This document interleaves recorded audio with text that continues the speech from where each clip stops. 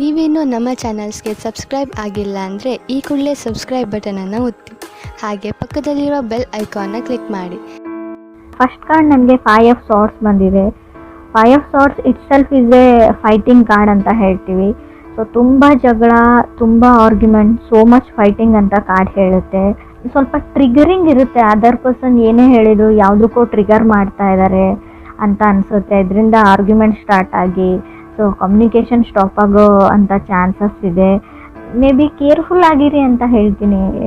ಯಾವಾಗಲೂ ನಿಮ್ಮ ಕಲೀಗ್ಸ್ ಇರಲಿ, ನಿಮ್ಮ ಫ್ಯಾಮಿಲಿ ಮೆಂಬರ್ಸ್ ಇರಲಿ, ಸೊ ನಿಮ್ಮ ಪಾರ್ಟ್ನರ್ ಜೊತೆನೇ ಜಗಳ ಆಗುತ್ತೆ ಅಂತ ಹೇಳಲ್ಲ. ತುಂಬ ವಿಷಯಗಳು ಟ್ರಿಗರ್ ಆಗುತ್ತೆ 5 ಆಫ್ ಸಾರ್ಟ್ಸ್ ಇರೋದ್ರಿಂದ. ನೀವು ಕನೆಕ್ಟ್ ಆಗಿರೋ ಪರ್ಸನ್ ಕೂಡ ಟ್ರಿಗರ್ ಆಗಿರ್ಬೋದು. ವೈಸ್ ವರ್ಸಾ ರೀಡಿಂಗ್ ಇದೆ.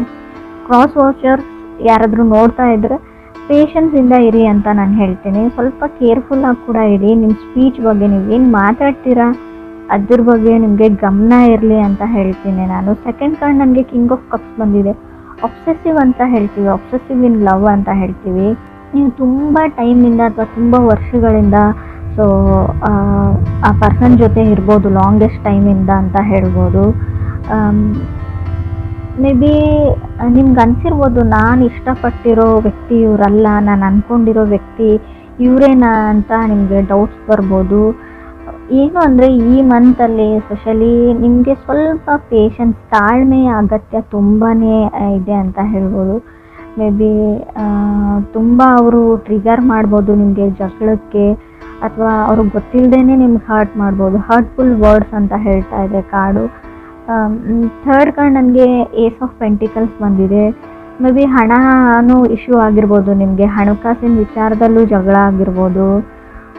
ಮೇ ಬಿ ಕೆಲವ್ರಿಗೆ ಏಸ್ ಆಫ್ ಪೆಂಟಿಕಲ್ಸ್ ಅಂದರೆ ಒನ್ ಮೋರ್ ಚಾನ್ಸ್ ಅಂತ ಹೇಳ್ತೀವಿ. ನೀವು ಯಾರಿಗಾದ್ರೂ ಇನ್ನೊಂದು ಚಾನ್ಸ್ ಕೊಡ್ತೀನಿ ಅಂತ ಡಿಸೈಡ್ ಮಾಡಿರ್ಬೋದು, ಅಥವಾ ಅದರ್ ಪರ್ಸನ್ ನಿಮಗೆ. ಸೊ ಕೊಡಲ್ಲ ಅಂದರೂ ಕೂಡ ace of pentacles one more chance ಕೊಡ್ಬೋದು, ನೀವು ಇನ್ನೊಂದು ಚಾನ್ಸ್ ಕೊಟ್ಟು ನೋಡ್ಬೋದು ಅಂತ ಹೇಳುತ್ತೆ card. Because you love the person ಅಂತ ಕೂಡ ಕಾರ್ಡೇ ಹೇಳ್ತಾ ಇದೆ. ಕ್ರಾಸ್ ವಾಚರ್ಸ್ ನೋಡ್ತಾ ಇದ್ರು ಕೂಡ ಋಷಿಯವ್ರಿಗೆ ನೀವು ಒನ್ ಮೋರ್ ಇನ್ನೊಂದು ಅವಕಾಶನ ಕೊಡಬಹುದು ಅಂತ ಕಾರ್ಡ್ ಹೇಳುತ್ತೆ.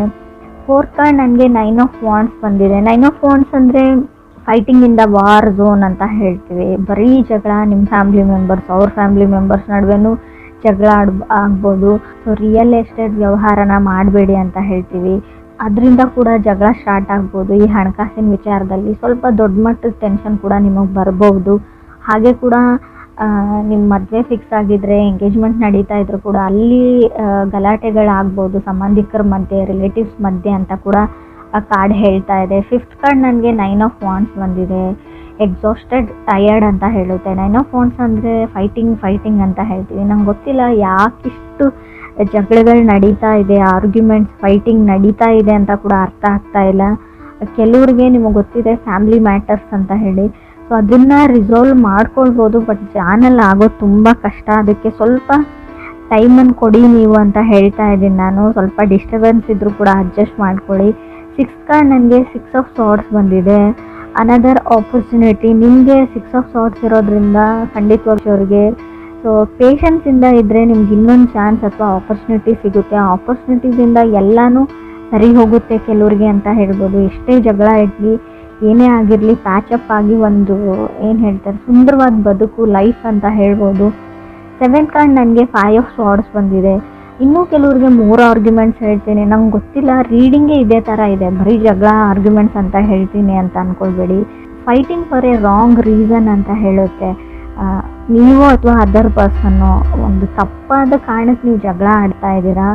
5 ಆಫ್ ಸಾರ್ಟ್ಸ್ ಇರೋದ್ರಿಂದ ಸ್ವಲ್ಪ ಯೋಚನೆ ಮಾಡಿ, ಪೇಷನ್ಸಿಂದ ನೋಡಿ, ನಾನು ಸರಿ ಇದ್ದೀನಾ, ನಾನು ಮಾತಾಡೋ ವಿಷಯ ಸರಿ ಇದೆಯಾ, ನಾನು ಆರ್ಗ್ಯುಮೆಂಟ್ ಮಾಡ್ತಾ ಇರೋ ಟಾಪಿಕ್ ಯಾವ ಥರ ಇದೆ, ಸಿಚುವೇಶನ್ ಸರಿಯಾಗಿದೆಯಾ ಅಂತ ಯೋಚನೆ ಮಾಡಿ. ಈ 8th ಕಾರ್ಡ್ ನನಗೆ 6 ಆಫ್ ವಾಂಡ್ಸ್ ಬಂದಿದೆ. Quick to exit.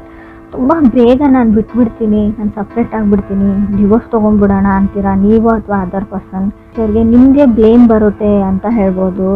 But ಇಬ್ಬರದ್ದು fault ಇದೆ. Both people have A part ಅಂತ ಕಾರ್ಡ್ ಹೇಳ್ತಾ ಇದೆ. ಮೇ ಬಿ ಅದರ್ ಪರ್ಸನ್ ನಿಮ್ಮನ್ನು ಇಗ್ನೋರ್ ಮಾಡ್ಬೋದು, ಬ್ಲೇಮ್ ಎಲ್ಲ ನಿಮ್ಮ ಮೇಲೆ ಹಾಕ್ಬೋದು, ತಪ್ಪೆಲ್ಲ ನಿಮ್ಮದೇ ಅಂತ ಕೂಡ ಅನ್ಬೋದು. ಸ್ವಲ್ಪ ದಿನ ಸುಮ್ಮನಾಗಿ ಅಂತ ಹೇಳ್ತೀನಿ ನಾನು. 9th card ace of wands ಬಂದಿದೆ. ಇಗ್ನೋರ್ ಮಾಡ್ತಾ ಇದ್ದಾರೆ. Doing silent treatment. ನೀವು ಎಷ್ಟೇ ಕಾಲ್ ಮಾಡಿ, ಮೆಸೇಜ್ ಮಾಡಿ ರೆಸ್ಪಾನ್ಸ್ ಮಾಡಲ್ಲ. ಕಾಲ್ ಪಿಕ್ ಮಾಡ್ತಾ ಇಲ್ಲ ಅಂತ ಕೂಡ ನಿಮ್ಮ ಕಂಪ್ಲೇಂಟ್ ಇರ್ಬೋದು, ಅಥವಾ ನೀವು ಈ ಥರ ಮಾಡ್ತಾ ಇರ್ಬೋದು, ಅದರ್ ಪರ್ಸನ್ಗೆ ಇಗ್ನೋರ್ ಮಾಡ್ತಾ ಇರ್ಬೋದು ಅಂತ ಕಾರ್ಡ್ ಹೇಳ್ತಾ ಇದೆ. 10th ಕಾರ್ಡ್ ನನಗೆ 4 ಆಫ್ ಪೆಂಟಿಕಲ್ಸ್ ಬಂದಿದೆ, 11th ಹರ್ಮೆಟ್ ಕಾರ್ಡ್ ಬಂದಿದೆ. ನೋ ಕಮ್ಯುನಿಕೇಷನ್ ಅಂತ ಹೇಳುತ್ತೆ. ಕಮ್ಯುನಿಕೇಷನ್ ಇರಲ್ಲ, ತುಂಬ ಸೆನ್ಸಿಟಿವ್ ಇದ್ದಾರೆ ಪರ್ಸನ್. ಮೇ ಬಿ ನಾನಿಲ್ವಾ ಅಂತ ನೀವು ಕೇಳ್ಬೋದು, ಬಟ್ ನೀವು ಕನೆಕ್ಟ್ ಆಗಿರೋ ವ್ಯಕ್ತಿ ತುಂಬ ಸೆನ್ಸಿಟಿವ್ ಪರ್ಸನ್ ಅಂತ ಹೇಳ್ಬೋದು. ಚಿಕ್ಕ ಪುಟ್ಟ ವಿಷಯಕ್ಕೂ ತುಂಬ ಸೆನ್ಸಿಟಿವ್ ಆಗ್ತಾರೆ ಅವರು. ಹರ್ಮೆಟ್ ಕಾರ್ಡ್ ಬಂದಿರೋದ್ರಿಂದ ಡಿಪ್ರೆಷನ್ ಅಂತ ಹೇಳ್ತೀನಿ ನಾನು, ಆ್ಯಂಗ್ಸೈಟಿ, ತುಂಬ ಆತಂಕದಲ್ಲಿರ್ತಾರೆ ಅವರು ಅಥವಾ ನೀವು. ಸೋಲ್ ಸರ್ಚಿಂಗ್ ಅಂತ ಕೂಡ ನಾವು ಕರಿತೀವಿ ಇದನ್ನು. ನಾನು ಒಂಟಿ ಆಗಿದ್ದೀನಿ, ನನಗೆ ಯಾರೂ ಇಲ್ಲ ಅಂತ ಲೋನ್ಲಿನೆಸ್ ಕೂಡ ಫೀಲ್ ಆಗ್ಬೋದು ನಿಮಗೂ ಅಥವಾ ಅದರ್ ಪರ್ಸನ್ಗೂ. 12th ಕಾರ್ಡ್ ನನಗೆ 8 ಆಫ್ ಕಪ್ಸ್ ಬಂದಿದೆ. ನೀವು ಕೂಡ ತುಂಬ ಟಯರ್ಡ್ ಆಗಿ ಅಂತ ಹೇಳ್ಬೋದು. ಪೇಷನ್ಸ್ ಇಸ್ ಎವ್ರಿಥಿಂಗ್ ಅಂತ ಕಾರ್ಡ್ ಹೇಳುತ್ತೆ. ಆರ್ಗ್ಯುಮೆಂಟಿಗೆ ಹೋಗಬೇಡಿ ಅಂತ ಹೇಳ್ತೀನಿ. ನೋ ಟೈಮ್ ಫಾರ್ ಆರ್ಗ್ಯುಮೆಂಟ್ ಅಂತ ಇಟ್ಕೊಂಡಿರಿ ನೀವು ಮನಸ್ಸಲ್ಲಿ. ಸೊ ಇಗ್ನೋರೆನ್ಸ್ ಕೂಡ ಇದೆ. 13 ಕಾರ್ಡ್ ನನಗೆ 2 ಆಫ್ ಸಾರ್ಡ್ಸ್ ಬಂದಿದೆ. ಆದಷ್ಟು ನೀವು ಇಗ್ನೋರ್ ಮಾಡೋದಾದರೆ ಪರ್ಸನ್ ಅಲ್ಲ, ಸಿಚುವೇಶನ್ನ ಇಗ್ನೋರ್ ಮಾಡಿ ಅಂತ ಹೇಳ್ತೀನಿ. ಸೊ 2 ಪೀಪಲ್ ಇನ್ವಾಲ್ವ್ಡ್, 2 ಆಫ್ ಸಾರ್ಡ್ಸ್ ಇರೋದ್ರಿಂದ ಖಂಡಿತವಾಗ್ಲೂ ಏನೇ ಮಾಡಿ ಫೆಬ್ವರೆಗೂ ಆರ್ಗ್ಯುಮೆಂಟ್ಸ್ ಬಿಲ್ಡಪ್ ಆಗ್ತಾನೇ ಹೋಗುತ್ತೆ. ಹರ್ಮೆಂಟ್ ಕಾರ್ಡ್ ಇರೋದ್ರಿಂದ ಅವ್ರದ್ದು ನಿಮ್ಮ ಮನೆ ನಡುವೆ ಮಾತುಕತೆ ಅಥವಾ ನಿಮ್ಮ ಮಧ್ಯೆ ಕಮ್ಯುನಿಕೇಷನ್ ಸ್ಟಾಪ್ ಆಗ್ಬೋದು ಅಂತ ಕೂಡ ಕಾರ್ಡ್ ಹೇಳುತ್ತೆ. ಸೈಲೆಂಟ್ ಟ್ರೀಟ್ಮೆಂಟ್ ಅಂತ ಕೂಡ ನಾವು ಕರಿತೀವಿ. ಸೊ 7th ಕಾರ್ಡ್ 5 ಆಫ್ ಸಾರ್ಡ್ಸ್ ಇರೋದ್ರಿಂದ ಮೇ ಬಿ ಅವ್ರ ಫ್ಯಾಮ್ಲಿ ಮೆಂಬರ್ಸೇ ನಿಮ್ಗೊಂದು ಇಶ್ಯೂ ಆಗಿದ್ದಾರೆ, ಅಥವಾ ನಿಮ್ಮ ಫ್ಯಾಮ್ಲಿ ಮೆಂಬರ್ಸ್ ಅವ್ರಿಗೆ ಇಶ್ಯೂ ಆಗಿರ್ಬೋದು. ನಿಮ್ಮ ಮಧ್ಯೆ ಪ್ರಾಬ್ಲಮ್ ಇಲ್ಲ ಅಂದರೂ ಪ್ರಾಬ್ಲಮ್ ತಂದಿಡ್ತಾ ಇರ್ಬೋದು ಅಂತ ಕೂಡ ಕಾರ್ಡ್ ಹೇಳುತ್ತೆ. ಫ್ರೆಂಡ್ಸ್, ಮೇ ಬಿ ನೀವಿಬ್ಬರು ಹಿಡಿದ್ರೆ ಇನ್ನೂ 3 ಮೆಂಬರ್ಸ್ ಇನ್ವಾಲ್ವ್ ಇದ್ದಾರೆ ಇದರಲ್ಲಿ. ಆ ಮನೆಯವ್ರು ಇರ್ಬೋದು ಅಥವಾ ನಿಮ್ಮ ಮನೆಯವ್ರು ಇರ್ಬೋದು, ಅದರ್ ಪರ್ಸನ್ ಮನೆಯವ್ರು ಇರ್ಬೋದು. ಸೊ ನಿಮ್ಮ ಪೇರೆಂಟ್ಸ್ ಇರ್ಬೋದು, ಅವ್ರ ಪೇರೆಂಟ್ಸ್ ಆಗಿರ್ಬೋದು. ಸೊ ಟೋಟಲಿ 5 ಮೆಂಬರ್ಸ್ ಇನ್ವಾಲ್ವ್ಡ್ ಇದ್ದೀರಾ ಈ ಆರ್ಗ್ಯುಮೆಂಟ್, ಈ ಫೈಟಿಂಗಲ್ಲಿ ಅಂತ ಕಾರ್ಡ್ ಕ್ಲಿಯರಾಗಿ ಹೇಳ್ತಾ ಇದೆ. ಮೇ ಬಿ ಅವರೆಲ್ಲರೂ ಸೇರಿಬಿಟ್ಟು ನಿಮ್ಮನ್ನು ಒಂಟಿ ಮಾಡ್ಬೋದು, ಅಥವಾ ನೀವು ನಿಮ್ಮ ಫ್ಯಾಮ್ಲಿ ಜೊತೆ ಸೇರಿ ಅವ್ರನ್ನ ಒಂಟಿ ಮಾಡ್ಬೋದು ಅಂತ ಕೂಡ ಕಾರ್ಡ್ ಹೇಳ್ತಾ ಇದೆ. ತಾಳ್ಮೆ ತುಂಬ ಇಂಪಾರ್ಟೆಂಟ್ ಆಗುತ್ತೆ ಇಲ್ಲಿ. ನಿಮ್ಗೆ ಇಷ್ಟ ಇಲ್ಲ ಅವರಿಂದ ದೂರ ಆಗೋದು. ಎಂಡ್ ಆಫ್ ದಿ ಡೇ ಅವ್ರ ಮೇಲೆ ನಿಮಗೆ ಲವ್ ಇದೆ, ನಿಮ್ಮ ಮೇಲೆ ಅವ್ರಿಗೆ ಲವ್ ಇದೆ. ಸೊ ಹಾಗಿದ್ರೆ ನೀವು ಸ್ವಲ್ಪ ಸುಮ್ಮನಿರೋದು ಬೆಟರು.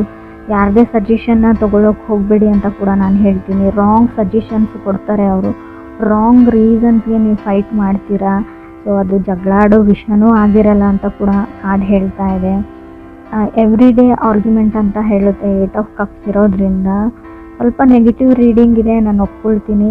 ಬಟ್ ಇನ್ ಕೇಸ್ ನೀವೇನಾದರೂ ಮದುವೆಗೋ ಅಥವಾ ಹುಡುಗನೋ ಹುಡುಗಿನೋ ಹುಡುಕ್ತಾ ಇದ್ದರೆ ಅಂಥ ಆಪರ್ಚುನಿಟೀಸ್ ಕೂಡ ನಿಮಗೆ 6 ಆಫ್ ಸಾರ್ಡ್ಸ್ ಇರೋದ್ರಿಂದ ಖಂಡಿತವಾಗ್ಲೂ ಆಪರ್ಚುನಿಟೀಸ್ ನಿಮಗೆ ಹುಡ್ಕೊಂಡು ಬರುತ್ತೆ ಅಂತ ನಾನು ಹೇಳ್ತೀನಿ. ಬಟ್ ಇಲ್ಲೂ ಕೂಡ ನೀವು ರಿಲೇಟಿವ್ಸ್ ಮಾತನ್ನ ಕೇಳೋಂಗಿಲ್ಲ. ನಿಮ್ಗೆ ಯಾರು ಆಫರ್ಸ್ನ ತಂದು ಕೊಟ್ಟಿರ್ತಾರೆ. ಸೊ ಸ್ವಲ್ಪ ಮ್ಯಾನಿಪುಲೇಟರ್ ಇದ್ದಾರೆ ಅವರು. ಇಲ್ಲದೆ ಇರೋದನ್ನೆಲ್ಲ ಇದೆ ಅಂತ ಹೇಳೋವಂಥ ವ್ಯಕ್ತಿ. ನೀವು ಕರೆಕ್ಟಾಗಿ ವಿಚಾರಿಸಿ ಬಿಟ್ಟು ಮುಂದೆ ಸ್ಟೆಪ್ ತೊಗೊಳ್ಳೋದು ಒಳ್ಳೆಯದು ಅಂತ ಕಾರ್ಡ್ ಹೇಳ್ತಾ ಇದೆ. ಡಿಲೇ ಹೇಳ್ತೀನಿ. ಓವರ್ ದ ಟೈಮ್ ಸ್ವಲ್ಪ ನಿಮಗೆ ಎಲ್ಲದರಲ್ಲೂ ಡಿಲೇ ಅಂತ ಅನ್ನಿಸ್ಬೋದು. ಸೊ ಅದು ಒಳ್ಳೆಯದೇ ಅಂತ ಹೇಳ್ತೀನಿ. ಯಾವುದೇ ಸಡನ್ ಡಿಸಿಷನ್ನ ಅಥವಾ ಬಿಗ್ ಡಿಸಿಷನ್ನ ಈ ಮಂತಲ್ಲಿ ಮಾಡಬೇಡಿ ಖಂಡಿತವಾಗ್ಲೂ ಅಂತ ಕಾರ್ಡ್ ಹೇಳ್ತಾ ಇದೆ. 9 ಆಫ್ ವಾಂಡ್ಸ್ ಇರೋದ್ರಿಂದ ಸ್ವಲ್ಪ ಟಯರ್ಡ್ ಆಗಿರ್ತೀರ. ಆದಷ್ಟು ಗುಡ್ ಸ್ಲೀಪ್ನ ತೊಗೊಳಕ್ಕೆ ಟ್ರೈ ಮಾಡಿ, ಚೆನ್ನಾಗಿ ನಿದ್ದೆ ಮಾಡೋಕ್ಕೆ ಟ್ರೈ ಮಾಡಿ ಅಂತ ಹೇಳ್ತೀನಿ. ರಿಯಲ್ ಎಸ್ಟೇಟ್ ವ್ಯವಹಾರನ ಮಾಡೋಕ್ಕೆ ಹೋಗಬೇಡಿ. ಏನಾದರೂ ಬೈ ಮಾಡ್ತೀನಿ ಹೊಸ ವಸ್ತುಗಳಂದ್ರೆ ಅದನ್ನು ಕೂಡ ಸ್ವಲ್ಪ ಪಾಸಲ್ಲಿ ಇಡಿ. ಎಲ್ಲನೂ 1 ಸ್ಟೆಪ್ ಬ್ಯಾಕ್ ಅಂತ ಹೇಳ್ತೀವಿ, ಸ್ಟೆಪ್ ಬ್ಯಾಕ್ ಆಗಿ ಅಂತ ಹೇಳ್ತೀನಿ ನಾನು. ಸೊ ಸ್ವಲ್ಪ ನಿಮಗೆ ನೀವು ಟೈಮ್ ಕೊಟ್ಕೊಳ್ಳಿ ಅಂತ ಕೂಡ ಕಾರ್ಡ್ ಹೇಳ್ತಾ ಇದೆ.